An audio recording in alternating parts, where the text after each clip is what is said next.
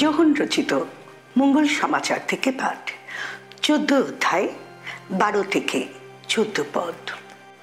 খ্রিস্ট বিশ্বাসীর প্রার্থনার ক্ষমতা।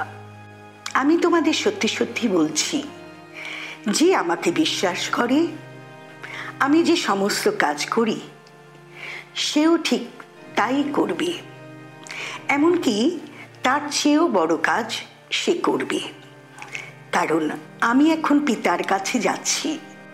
তোমরা আমার নাম স্মরণ করে যা কিছু চাইবে আমি তা দেবই, যাতে স্বয়ং পিতার মহিমা পুত্রের মধ্যে প্রকাশিত হয়।